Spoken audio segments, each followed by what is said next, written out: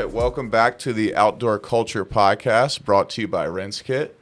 I'm Brooks, joined with Jessica Shisler from Sēkr. It's a camping and van life resource social planning app we just discovered a couple weeks ago at a van life event, so I'm very happy to have you here. Thanks for joining us. Yeah, thanks for having me, y'all. Yeah, so let's start with, you have a very colorful background, a lot of education and stuff, so start with kind of your early life and then going into your, education, PhD, that kind of thing. Yeah, for sure. So I guess to kind of spoil the story, right now I'm the COO of Sēkr, which is, like you said, a social camping app that helps people get outdoors, find resources and social connections in the outdoors. So my story is not a typical story to get here into this like tech world right now. So I started out as a scientist. I was in biomedical research for about a decade, and then I realized nobody understood what I was talking about. So I have a PhD in biochemistry, and then decided to move into communications where I can make a bigger impact with what I knew how to do. And so along the way, I realized, well, this could be remote. Like, there's no reason I need to be slogging to, on a commute to get to this office. That at that time, I was commuting between Baltimore and Washington, D.C., which is 4 hours a day, so pretty significant. And my husband and I, we were cramming in activities every weekend. So we were always like hiking, biking, backpacking, camping. And then one day we went to the Grand Tetons National Park. And this is about in 2015. And having lived on the East Coast, we'd never really seen a camper van before. And so we get out to the Tetons and we see this camper van for sale. It's got like everything you need, a toilet, water, shower. But the price tag was like $120,000. So yeah, I was like, well, that's not realistic. Mm-hmm.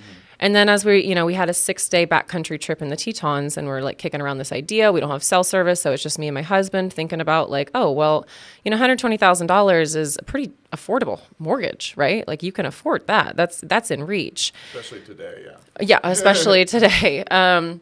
So we got back to Baltimore after that trip, and we realized, actually we don't even have to spend $120,000. We can just buy a used cargo van, convert it ourselves. And so within 30 days after that trip, we bought a van and converted it. And then 6 months later, we had hit the road. And so that was the start in 2017 of our whole van life adventure. And since then, we have not had a permanent residence from where we actually collect mail and live and have a home base. So it's been a wild ride. Living the dream, as they say. Yeah. So obviously there's tons of great stuff about that life, right? Tell us about some of the travels you've done, kind of the freedom that comes along with it, and like what you really like about van life. Yeah, one of the things that like originally drew me to wanting to, quit my job and sell our house and do all those things was this like proximity to adventure. So you wake up and you're already out there and you're already in nature, and it really cuts out on a lot of things that really aren't as important in your life that you think they are when you're kind of like in a house and in this kind of community culture of like going to the bars every night. So like we were just ready for a change. And when we hit the road, it was beautiful. Like our first night was in Cuyahoga National Park in Ohio. And we were like, this is the life right here. You can go adventuring, you can balance it with remote work. So yeah, that was kind of our first signal. And we've kind of maintained that ever since. I mean, as you're saying, like, it is difficult, right? There's a lot of hardships when you're trying to travel around. Right. What were the kind of first creature comforts that you had to kind of get used to not having? Like, what was the hardest part of the transition from home to van life? I didn't live in a very big home to begin with. In Baltimore, these row houses are quite small, but it's the size, right? For 2 people and a dog at the time, like even if you spread your arms out like in a room and spun around, like we had less space than that. So even just learning how to navigate with, your partner, I'm going to be walking this way, you walk that way. So those were difficult things to figure out. And then I think a creature comfort for me is a sofa. Like a good sofa where you can like lounge and watch TV. Right. Yeah, that's definitely one of the comforts I was missing. Yeah. So do you bring do you have big lawn chairs that you bring with you, or comfortable camping chairs? What do you have? Yeah. we have gone through several iterations of camping chairs, and we've landed right now. The one I prefer is like a double seater, so it's kind of like a sofa. Oh, nice. That's cool. So you guys can sit together. Yep, exactly. That's great. Yeah. So, like, getting used to things like finding bathrooms, taking showers. Talk to us about that, because I think a lot of van life people, that's kind of a big issue that they have to deal with when getting into that lifestyle. I mean, that's always the first question people ask. It's like, oh, where do you go to the bathroom? Right. So for us, we have a composting toilet that's kind of hidden under one of our benches. So that one was like no brainer. That's easy to do. I honestly wouldn't travel without it. It makes life so much more convenient. From the shower perspective, we really, we built our van. So as we thought through, like, does it make sense to include a shower? You have to consider that if you put a shower in your rig, then you have to have water. You have to have water heater. You have to have gray water. And so it's a lot in a electrical system that can manage all these things. So it really became a bigger list of things than we wanted to give space for in the van. And so we just, shower out the back doors of our van with a solar bag right now. But Nice. I know y'all make a really great product that could definitely, fit into the lives of many van lifers. Yeah, we'll have to get you on before you leave. Heck yeah. Yeah, so like for me, like I'm a very creature comforts type guy.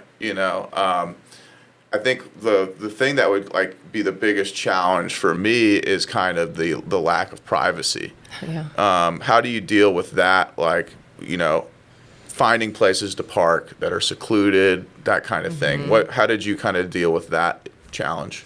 Yeah, and I think privacy is like, there's two kind of interpretations of this. One is like privacy from your partner, like you just need some time alone. Yeah. And to that, I always reply like, well, the world is our front door. So we can just go in the living room, which is, some forest somewhere. So kind of redefining your definition of space and how you get private time. And then when it comes to like finding places that you feel comfortable, I think this is one thing that people don't really expect about being nomadic and like traveling in a van is like, you don't feel comfortable in a lot of places. You feel like you're not supposed to be there. You're not allowed to be in that space. And so it kind of creates a shame almost of like, oh, you're like timid around this space. And that's one of the main reasons that, we built the Sēkr app is so that it's a lot easier to find places that are safe to park. There's, other people review the sites and they can add sites if they're not on there. So it really makes me more comfortable to go to a location that I know, no one got the knock on previously, because the knock is really the worst. Tell us about how you kind of took your experience in tech companies, your experience with van life, and then made Sēkr out of that.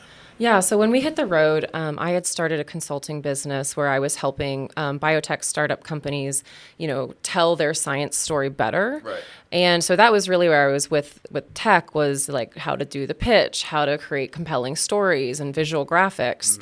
And so when I met my co-founder, Brianne, she was also traveling at the same time. And it was very much like we realized that we had these shared pain points, one being difficulty finding safe places.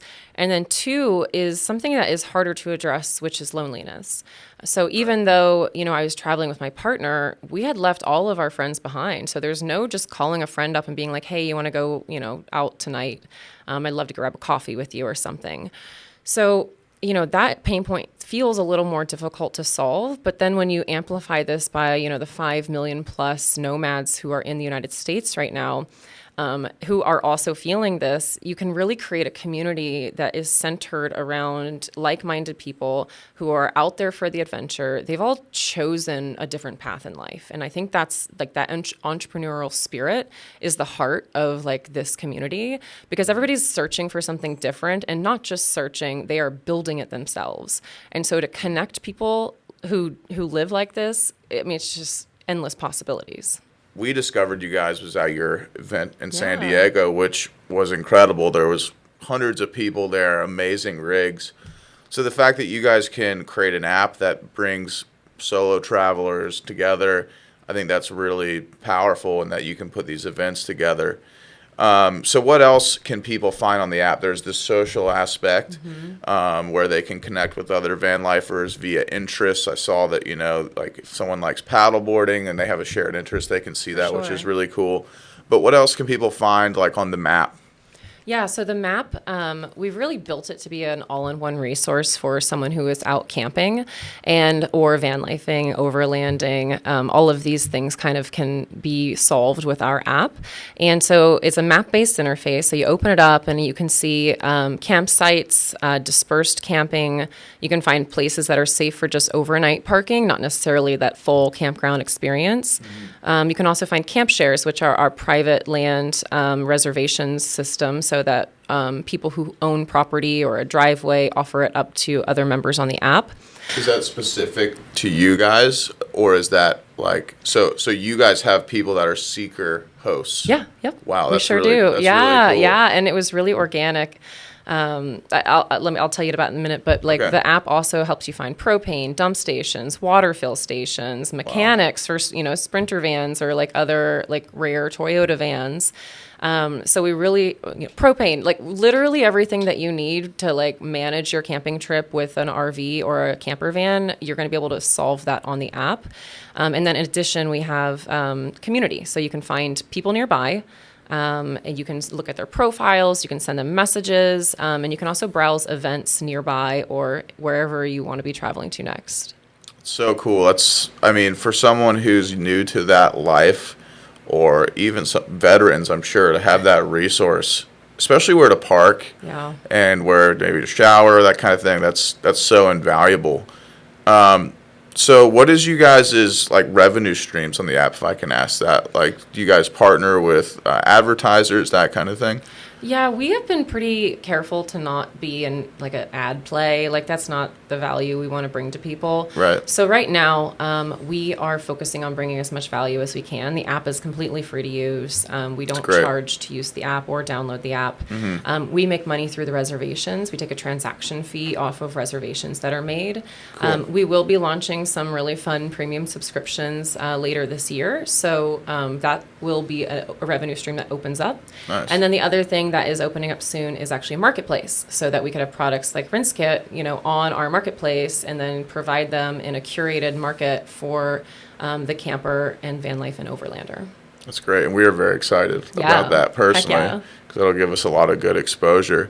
So go back really quick to, you have a network of private landowners and that kind of thing that rent spaces to van lifers. Talk about, how did you find these people? You said it was very organic.